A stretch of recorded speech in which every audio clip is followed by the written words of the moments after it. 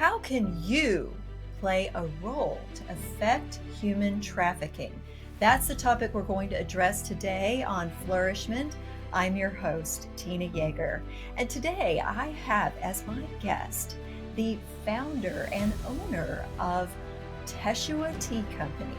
He is also a survivor of a near-death accident, and this prompted him to begin a ministry to help others.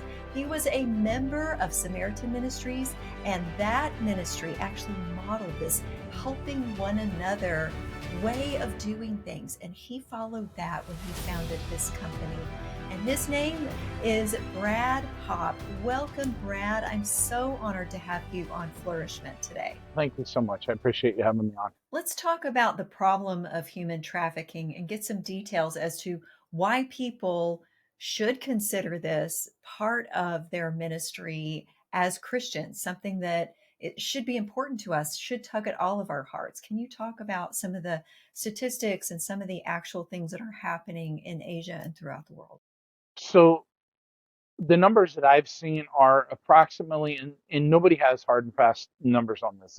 It's such a underground economy that it's very difficult to get actual hard numbers on it. But the numbers that I've seen are about 40 million people are trafficked every year, and of that, 1 million are minors, and they're going into sex trafficking, and not by choice. This is not a willing going into. This is your family's going to be threatened. You're going to be threatened at gunpoint. You're going to be abused. You're going to be beaten. Your passports are going to be stolen. It's not a, hey, I'm deciding to go into this. It's you're forced into it. And the girls that we're working with are young ladies that have been forced into it. In this particular country, they age out of the adoption system and the foster care system at 14. Well, I have 6 kids and 3 still at home. And the oldest of my that are at home is 16.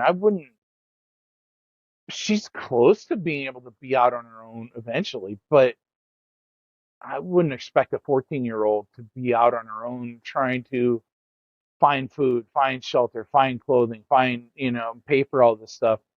And so these young ladies are they're out on the streets because once you age out of the system, it's here, go find your own way. The problem is so many of these cultures, especially the communist cultures, because they've been trained to only look to themselves, only think about themselves. They don't care about their fellow human. When you devalue human life, you automatically open your doors to this kind of atrocity. So, with the girls that are very vulnerable and predators are right there to capitalize on that vulnerability and take them captive into human trafficking, sex trafficking situations, those girls are experiencing unthinkable abuse every day at a very young age. When they're rescued, how do you deal with the trauma that those kids are experiencing and over again, and nightmares, flashbacks, and all the mental health issues that come with that? When Andrew first went to this country that he's working in, there was a Christian psychologist, Dr. David Nichols. It's Nickles. And Dr. David Nichols had asked him to translate a book called Cycles of Transformation. It's written from a Christian psychology recovery standpoint. So Andrew translated it into this language, and that's actually become one of the primary source books that our female staff use to help the girls recover. The other really important thing is we get them the gospel. We give them the solid foundation of the gospel, because that's going to be ultimately where the recovery really happens. It's when they see and they understand and they comprehend the gospel, and they actually get to a point where they can pray for their abusers, where they can pray for the guys that were coming in and using them. They get to that point where they can pray for these people. As hard as that would be and hard as it is, they get to that point, and And that's where you start to see real life-changing, lasting recovery. One of our girls, she was abused every night for 3 years, multiple times a night, and working in one of the brothels. And when we rescued her, for the first 27 days, she would wake up with nightmares, night sweats, just horrible dreams every night. On day 28, she accepted the gospel. She accepted Christ as her Lord and Savior. And that night, she slept peacefully for the first time in 3 years for 9 hours. The older ones have experienced the gospel. They've experienced this recovery, or they're able to come alongside the younger ones and say, this is how, this is what we do. And because they all live in our rescue homes, they're in a close knit, protective group that is able to help each other recover, because there's older ones that have gone through that step or those steps, and they know the path, and they're able to say, this is how we do it. And this is why we do it. This isn't just, somebody that has never gone through these steps and saying, this is what you should do. These are people that are saying, this is how I recovered and have been able to make that transformation.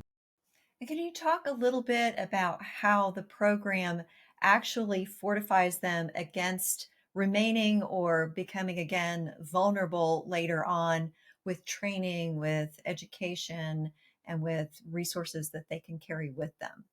So when we rescue them, we get them into our rescue and rehab facilities, and we give them all new clothing, all new toiletries, medical care, crisis pregnancy counseling if they need it.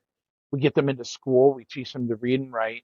But then we take it a step further, and since the girls are with us long term, because some of these girls are as young as 11, so they're going to be with us a number of years. So we get them the schooling, and then we teach them how to harvest and process tea and coffee, how to make bracelets, how to run a tea shop, how to run a computer controlled CNC laser engraver where they can make gaskets, they can make plaques, they can make different things. And then where we come alongside of them is we come and we buy those products from them up front, so they have economic empowerment while they're still under our care. And we're meeting all their other needs. So that money is theirs. They're able to do with it what they want. They're able to go buy something special for themselves, like some makeup or some, whatever it may be, school supplies or whatever. And then once they've gotten really grounded and they're really able to stand on their own, then we get them extra. One of our girls got into beauty school. One of them went through the insurance classes. So she's now a licensed insurance agent. The one that went through beauty school now owns her own beauty salon.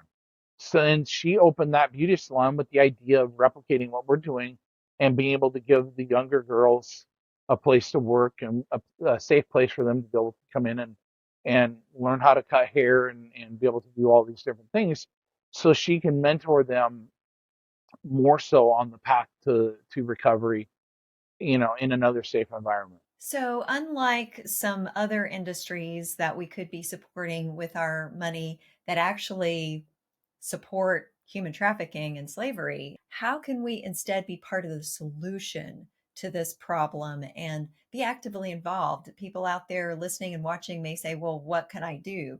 What would be your response to that? So number one would be donating to Teshuah House, our rescue organization. And you can go to teshuahtea.com, and under the Give tab, you'll see Give, and then there's our donor prospectus. So the Give tab actually takes you to some links up at the top where you can give directly to Teshuah House. I don't touch any of those funds. They don't go through my hands at all. They go direct to Andrew. They go direct to the rescue mission.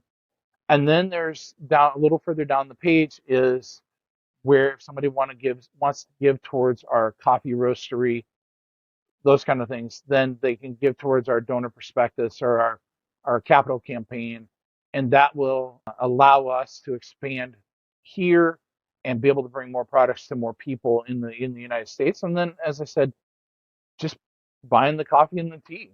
That does, the more coffee and the more tea that we sell, the more I'm able to buy from the girls and the more economic empowerment they have.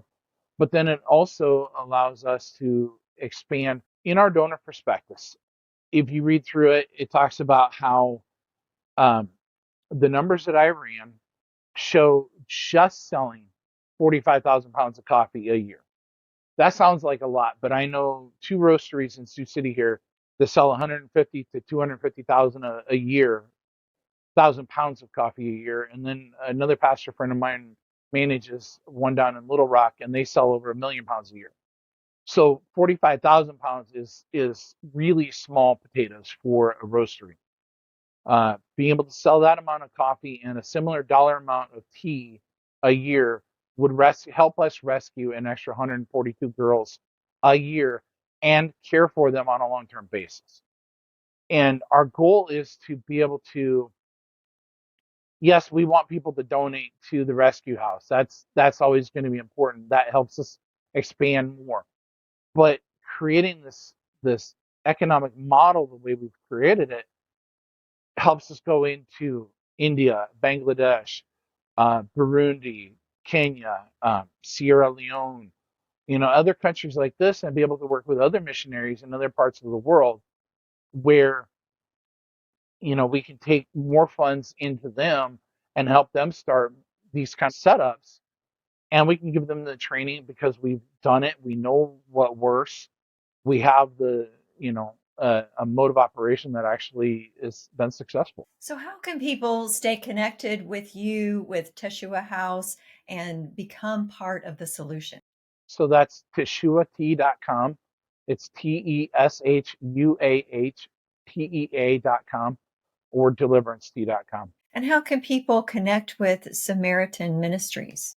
Okay, so it's SamaritanMinistries.org. They're actually our health sharing company. They're not a health insurance company. They're a Christian MediShare type program where all the members support each other. With Samaritan, I'm actually writing that check every month to another member. But that's the thing that I really like is that I know it's going direct to this other member and it's helping them pay their medical bills on whatever it may be. And that's the thing that we've really tried to do with Teshuah is to make Teshuah very transparent in where is my funds going? What are my funds going for? What's the profit going for? And that's why we've chosen to donate 100% or give 100% of all of our profits to the rescue missions. I hope that all of you listening were stirred in your souls to want to be part of the solution to human trafficking across the globe. And of course, I also hope that you will come back for the next episode of Flourishment.